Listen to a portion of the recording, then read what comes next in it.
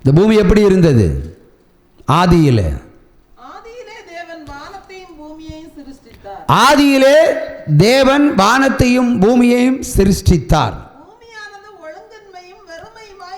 பூமியானது ஒழுங்கின்மையும் வெறுமையுமாக இருந்தது. ஆழத்தின் மேல் இருள் இருந்தது. தேவ ஆவியானவர் ஜலத்தின் மேல் அசைவாடி கொண்டிருந்தார். தேவ ஆவியானவர் ஜலத்தின் மேல் அசைவாடி கொண்டிருந்தார். இருளும் ஜலத்தில் தான் இருக்கு. புரியுதா? அப்போ பரிசுத்த ஆவியானவர் ஜலத்தின் மேல் அசைபாடி கொண்டிருந்தார். அப்போ உலகம் எங்கும் அதிகமாக பூமி இருக்கா, அதிகமாக தண்ணி இருக்கா? அதிகமாக தண்ணி தான் இருக்கு இல்லையா? பூமி சின்ன ஒரு கோள், பூமியை சுற்றி என்னது? தண்ணி. பூமிக்கு அடியிலையும் தண்ணி, மேலேயும் தண்ணி, லெஃப்ட் ரைட்டெல்லாம் தண்ணி. நம்ம ஒரு கோலம், ஒரு கோழி முட்டையை தொங்க விட்டுருக்காரு, அவ்வளோதான். கோழி முட்டையை பூமியாக தொங்க விட்டுருக்காரு. கொஞ்சம் கற்பனை பண்ணி பாருங்க. இல்லை சயின்ஸ் விஞ்ஞானிகிட்ட கேளுங்க, பூமிக்கு எண்ட் எங்கே இருக்குன்னு கேளுங்க. தொங்க விட்டுருக்காரு.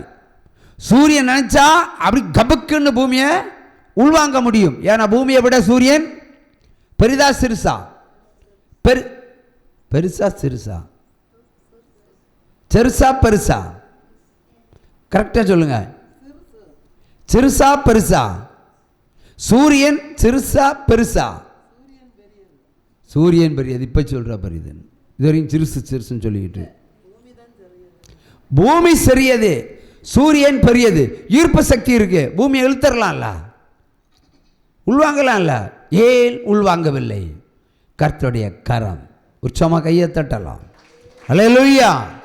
ஆகவே தேவ ஆவியானவர் ஜலத்தின் மேலே அசைபாடுகிறார். ஆதியிலே வார்த்தை இருந்தது, வார்த்தை தேவனாக இருந்ததுன்னு சொல்லப்படுகிறது. நான் மறுபடியும் கேட்கிறேன், ஆதியிலே என்ன வார்த்தை இருந்தது? வார்த்தை என்றால் மொழி சம்பந்தப்பட்டது இல்லையா? இல்லை ஒரு பொருள் சம்பந்தப்பட்டது, இல்லைங்க உயிர் சம்பந்தப்பட்டது, இல்லை என்றால் ஒரு பிளேஸ் சம்பந்தப்பட்டது. ஆதியில் என்ன இருந்தது சொல்லுங்க பார்க்க. இல்லை பிரதர், ஆதியில் தண்ணி தான் இருந்தது. பூமி எங்கே? தண்ணி தானே. பூமியை ரெண்டாவது தானே பிரிக்கிறாரு. அப்போ தண்ணி தான் தேவன். தண்ணி என்பது வார்த்தை தானே. வார்த்தை தான் தேவன், தண்ணி தான் தேவன். இனி தண்ணி இல்லைன்னா இந்த பூமி என்ன ஆகும்? நீ வாழ முடியுமா? நான் வாழ முடியுமா? உயிரின வாழ முடியும்? சமைக்க முடியுமா? மரம் செடி கொடி தொழிற்சாலைகள் எல்லாம் வருமா? வராதில்ல. ஆதியிலே வார்த்தை. வார்த்தைன்னா வாட்டர், அதான் மறைமுகம். ஆதியிலே தண்ணி இருந்தது. தண்ணி தான் கடவுள். ஏன்னா தண்ணிக்கு மேலே ஆவியானவர் அசைபாடி கொண்டிருக்கிறார். அப்படித்தானே? தண்ணியில தேவன் அசைபாடி கொண்டிருக்கிறார். அவர் அசைபாடலைன்னா யாரும் தண்ணி குடிக்க முடியாது. ஹைட்ரஜனும் ஆக்சிஜனும் ஒன்று சேர்ந்தா என்ன வரும்? தண்ணி வரும். இப்போ ஹைட்ரஜனும் அவரே, ஆக்சிஜனும் அவரே. ஆதியில மனுஷனுக்கு ஆவியை ஊதினார் இல்லையா? தன்னுடைய ஆவியை ஊதினார், ஆக்சிஜனை ஊதினார். அவை எல்லா மனிதனும் சோசிக்கிறோம், எல்லா மிருக ஜனங்களும் சோசிக்கிறோம். ஏன் மேலே வானத்தில் விமானத்துக்கு மேலே ஆக்சிஜன் இல்லையே? ஒரு விமானம் பறக்கட்டுமே, வானத்துக்கே எல்கை கூட வைத்தார். மனிதன் இந்த அளவுக்கு தான் பறக்கணும்னு. அப்படிப்பட்ட தேவனுடைய பேர் என்னன்னா வாட்டர், தண்ணீர், ஜலம்.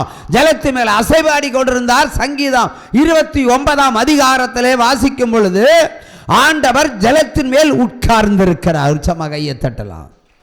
ஜலத்து மேல உட்கார்ந்திருக்கிறார். பரிசுத்த ஆவியானவர் அசைபாடுகிறார், தேவன் உட்கார்ந்து இருக்கிறார். ஹைட்ரஜன் ஆக்சிஜன் எல்லாமே அங்கதான். அது ஆதியில வார்த்தை இருந்தது. தண்ணி தான் வார்த்தை, வார்த்தை தான் தேவன், தேவன் தான் வார்த்தை. தண்ணியில் என்ன உண்டாகும்? ஒரு சப்தம் உண்டாகும் இல்லையா? தண்ணினா சப்தம் உண்டாகல பிரதர். சப்தம் என்பது ஒரு வார்த்தை. தேவனுக்கு இன்னொரு பேர் என்ன?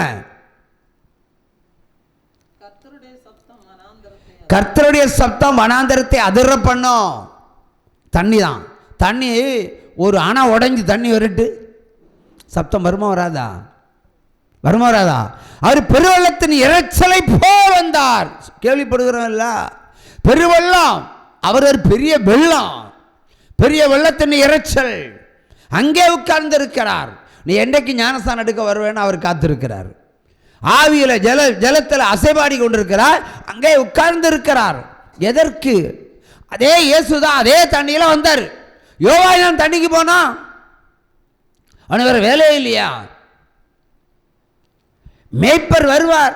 மேய்ப்பருக்கு ஞானஸ்தானம் கொடுப்பதற்கு வேண்டியே ஆயத்தப்படுத்தப்பட்ட ஒரு பாத்திரம் யோவான். யோவான் தான் முந்திரவர். அவர் அநேகருக்கு ஞானஸ்தானம் கொடுக்கிறார். சிலர் தப்பான முறையில் ஞானஸ்தானம் எடுக்க வர்றாங்க. அப்ப என்ன சொன்னார்? விரியன் பாம்பு குட்டிகளே, மெய்யாய் மனந்திருந்து நல்ல கனிகளை கொடுங்க முதல்ல சொன்னார். இங்க பாருங்க, பாட்டில் என்ன சொல்லலாம்? நல்ல கனிகொடா மரங்களை அவர் என்ன பண்ணாரு? வெட்டுண்டு அக்கினியில போடுவார், இல்லைன்னா கண்டு சபிப்பார். நீங்களாம் கனி கொடுக்கலன்னா உங்களை சபிச்சுட்டு போற ஒரு தேவன் தான் நம்முடைய தேவன். உற்சாகமா கையை தட்டலாம். ஜலத்து மேலே உட்கார்ந்து இருக்கிறார். ஆவியானவர் அசைபாடி கொண்டிருக்கிறார்.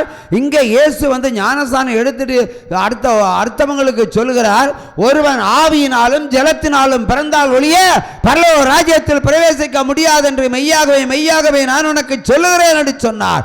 இதையே கிறிஸ்தவர்கள் பின்பற்றவில்லை, இந்த இயேசுவை பின்பற்றவில்லை.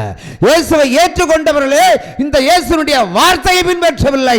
இப்படிப்பட்ட கிறிஸ்தவர்கள் இருக்கும் பொழுது இவர்களுக்கே சுவிசேஷம் கொடுத்தும் கேட்டும் அதன்படி நடவாமல் போகும்போது மற்ற ஜாதிகளுக்கு எப்படி பொருந்தும்? என்ன கேட்டால் கிறிஸ்தவர்களுக்கு அறிவு இல்லைன்னு சொல்லலாம். அவன் அறியாமல் இருளில் இருக்கிறான். நம்ம அறிந்து வெளிச்சத்தில் இருக்கிறோம். அறிந்து வெளிச்சத்தில் இருக்கிறவன் ஒரு மூலிஸ்தானத்துக்கு ஆயத்தப்படவில்லை என்று சொன்னால் அது தவறு. கேட்கலாம், அவன் கேட்கிறான் சந்தேகம், நான் இனி தாயின் கர்ப்பத்தில் பிறக்க முடியுமான்னு கேட்கிறாரு. நான் மறுபடியும் பிறக்கணுமே, நான் இனி மறுபடியும் தாயின் கர்ப்பத்தில் பிறக்க முடியுமா? ஒரு மனிதன் தாயின் கர்ப்பத்தில் இருந்து பிறந்தாலே அது தீட்டு. அந்த தீட்டை கழிக்கணும்னா நீ ஞானஸ்தானம் எடுத்தே ஆகணும். உற்சாகமா கையை தட்டலாம். அல்லேலூயா. இயேசு கிறிஸ்து வந்தார், ஒரு ஸ்திரீயின் மூலம் தான் வந்தார். அவர் பரிசுத்த ஆவியானவர். ஆனால் சராசரி மனிதனை போல் வந்தபடியினால் இந்த காரியம் தேவனால் வந்தது. இதை எல்லாரும் பின்பற்ற வேண்டும் என்பதற்கு அடையாளமாக அதை சொன்னார். அல்லேலூயா. உற்சாகமாக கையை தட்டலாம். அல்லேலூயா. அப்ப மறுபடியும் பிறக்கணும். மறுபடியும் எப்படி ஒரு மனிதன் பிறப்பது? மனிதன் எப்படி இயேசு சொன்னா மறுபடியும் நீ பிறந்தாதான் போக முடியும். நீ மறுபடியும் நீ ஒரு தாய்க்கு தகப்பனு பிள்ளையாக இருக்கலாம், ஆனால் தேவனுக்கு பிள்ளையாவது எப்படி? இங்கே ஜலத்தின் மேலே அசைபாடி கொண்டிருக்கார் பரிசுத்த ஆவியானவர். தேவன் உட்கார்ந்து இருக்கிறார். அப்ப ரெண்டு பேரும் அங்க உட்கார்ந்து இருக்காங்க. பிதா பரலோகத்தில் இருக்காரு, ரெண்டு பேரும் ஜலத்தில் உட்கார்ந்து. அப்ப தாயினுடைய கர்ப்பம் யாரு? இந்த தண்ணி தான், இந்த தேவன் தான். அப்ப நீ மூழ்கும் போது உன்னுடைய பழைய சரீரம் செத்து புது சரீரமாய் வெளிப்படணும். ஏனென்றால் தாயாகிய தகப்பனாகிய தேவனுடைய கர்ப்ப பாத்திரத்துக்குள்ள தண்ணி என்ற கர்ப்பத்தில் நுழைந்து நீ வெளியே வரும்போது ஆவியானவர் உன்னை அணைத்துக் கொள்ளுவார். அதுதான் அசைபாடி கொண்டிருந்த. உற்சாகமா கையை தட்டுங்க. நீ மெய்யான ஞானஸ்தானம் எடுத்தா பரிசுத்த ஆவியானவர் உன் சிரசில் இறங்குவார். அந்த நேரமே அன்னைக்கு பயப்படுவேன். பரிசுத்த ஆவியானவர் யார் மேல ஆளுகை செய்கிறாரோ அன்றைக்கு ஒருவன் நடுங்குவான் வேத வசனத்தை கண்டு. அன்றைக்கு பாவம் செய்வதை குறித்து யோசிப்பான், பயப்படுவான், நடுங்குவான். அன்றைக்கு விக்கிரத்தை தொழுதுவதற்கு அவன் கரங்கள் நட்டுங்கும். பரிசுத்த ஆவி இல்லைன்னா உங்களுக்கு பலனே இல்லை. உற்சாகமா கையை தட்டலாம். ஆகவே ஞானஸ்தானம் என்பது இப்படித்தான். கர்ப்பம் தண்ணி தான். தேவனுக்குள்ள பிறக்கணும். நீங்கள் மாமிசமான அப்பாவுக்கும் அம்மாவுக்கும் பிறந்திருக்கலாம். ஆவியான தேவனுடைய தகப்பனுடைய வயத்தில் போய் உள்ளே நுழைஞ்சி வெளியே வரணும். அதுதான். எதுக்கு குளிக்க போகிறீங்க? அழுக்கு தீரணும் என்பது தானே. குளித்தா அழுக்கு தீரும். ஏன்னா பரிசுத்த ஆவிக்குள்ளே ஞானஸ்தானம் எடுத்தால் பாவம் என்ற அழுக்கு உன்னை இந்த உலகத்தில் பிடிச்சிருக்கிற பேய்கள் பிசாசுகள் எல்லா வக்கரங்கள் எல்லாம் அழிஞ்சு போயிடும் என்பதுதான் மெய்ப்பொருள். புது மனிதனாய் நீ கடந்து வருவதற்குத்தான் இந்த பிறப்பு. ஹல்லேலூயா. இந்த பிறப்பையே ஆரி ஏற்றுக்கொள்ளவில்லை, நிறைய பின்பற்றவில்லை. ஒரு சொட்டு தண்ணியில் ஞானஸ்தானம் எடுத்தால் உடம்பெல்லாம் கழுவப்படுமா? அபயங்கள் இருக்கிறது. ஒரு சொட்டு அப்படின்னா நீ ஒரு சொட்டு தண்ணியில் குளிச்சு ட்ரெஸ் மாற்றிட்டு வா. சபைக்கு ஒரு சொட்டு தண்ணியில் ஜலத்தை ஒரு சொட்டு விட்டால் உடம்பெல்லாம் கழுவுனதுக்கு சமாளிச்சோன்னா நீ ஒரு சொட்டு தண்ணியில் தான் பண்ணணும். சென்னையில் நாங்கள் ஜெபம் பண்ணும்போது, ஒரு வீட்டில் ஜெபம் பண்ணும்போது ஒரு ஜலப்பிரளயத்தை சொன்னார் ஆண்டவர். முதல் ஜலப்பிரளயம் அது எங்கள் தீர்க்க தரிசனம் வந்தது. ஏன்னா தண்ணியெல்லாம் மூழ்க போகுதுன்னு சொன்னேன். குண்டிகளும் இருக்கே தண்ணியில். ஒரு பைக்கு தண்ணியை வச்சு வாரத்துக்கு ஒரு நாள் வெள்ளிக்கிழமை மட்டும் நாங்கள் தலை மொழிகிட்டு போகிற ஜனங்கள்னு சொன்னாங்க. இது செம்மையாக மூழ்கடிச்சிடுவாருன்னு அது மாதிரி மூழ்கடிச்சு விட்டார். ஒரு செம்ம கையை தட்டுங்க. முதல் பெருவெல்லாம் இந்த ஊழியத்தால் சென்னையை நிரப்பினார். இனி சென்னையே இல்லாமல் போகும் என்று சொல்லியிருக்கிறார். அப்படிதான். சொத்தோ நிலமோ இருந்தால் இப்போ விற்றா நல்ல காசு, அப்புறம் விற்றா ஒன்றுமே கிடையாது. உச்சமாக கையை தட்டி, இந்த தெய்வம் நம்ம தெய்வம், நல்ல தெய்வம்.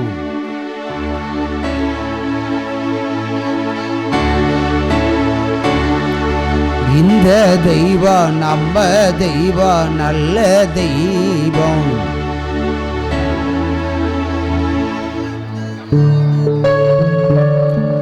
எத்தனையோ இடர் சேர்ந்தாலோ அத்தனையா தாங்க பலன் தருவார் அந்தி சந்தி.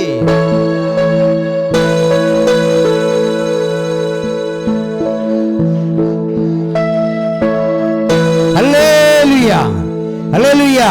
மறுபடியும் வருகிறேன். இப்படிப்பட்ட கீழ்ப்படியாத கிறிஸ்தவர்களே இருக்கும் பொழுது, இயேசுனுடைய வார்த்தைக்கே கீழ்ப்படியாமல் இருக்கும் பொழுது, யோவான் சுவிசேஷம் இல்லை, பேதுரு இல்லை, எலியா இல்லை, எலிசா இல்லை, தாவீது இல்லை, சாலமோன் இல்லை, ஆபிரகாம் இல்லை.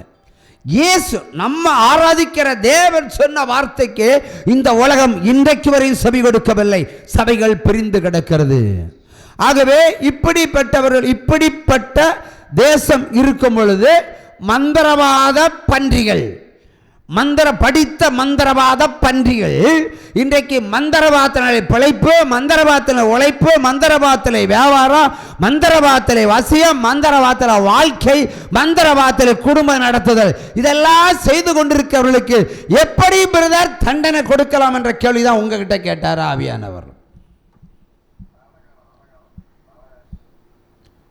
போன வண்டி உண்டியில் போட்டுருவேன். சொல்லுங்க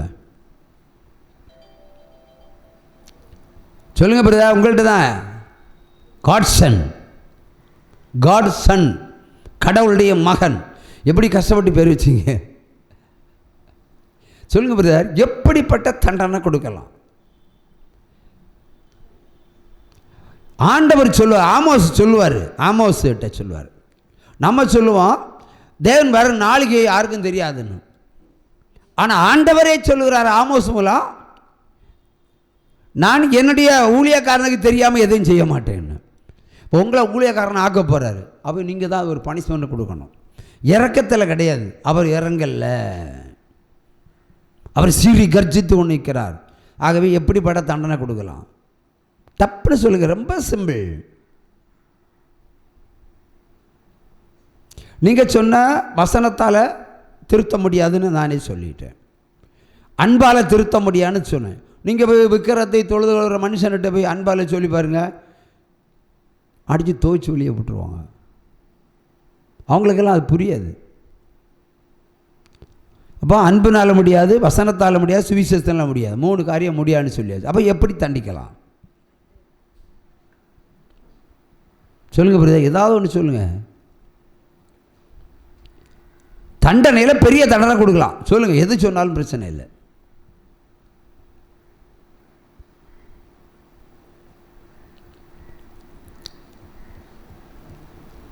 மறுபடியும் ஒரு 4 வரி பாட்டை பாடுறேன். உங்கள்கிட்ட வராமல் நான் விட போகிறதில்லை. அதான் இன்றைக்கு தேசத்துக்கு கொடுக்க போகிறார் தண்டனை. அல்லேலூயா, அல்லேலூயா, அல்லேலூயா, அல்லேலூயா, அல்லேலூயா, அல்லேலூயா, அல்லேலூயா, அல்லேலூயா, அல்லேலூயா, அல்லேலூயா, அல்லேலூயா. நான் உன்னை தெரிந்து கொண்டேன்,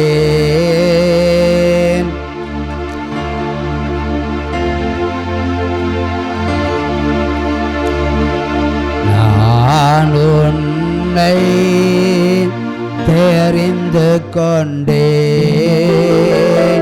நான் உன்னை நடத்தி செல்வேன். களி கூறு களி கூறு களி கூறு களி கூறு. கர்த்தர் புதியன செய்திடுவார், அது என்றே நீ காண்பாய்.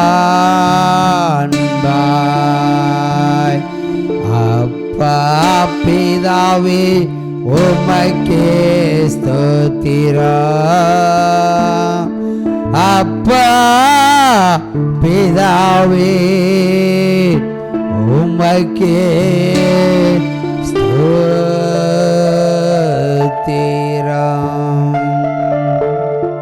சொல்லுங்க பிரதர், எப்படி? பட்டயத்தால் கொன்று போடலாம், ரைட் ஆன்சர். கையை தட்டலாம். ஹல்லேலூயா ஹல்லேலூயா. இந்த தெய்வம் நம்ம தெய்வம், நல்ல தெய்வம். மரண பரியந்தம் நடத்திடுவார். இந்த தெய்வம் நம்ம தெய்வம், நல்ல தெய்வம்.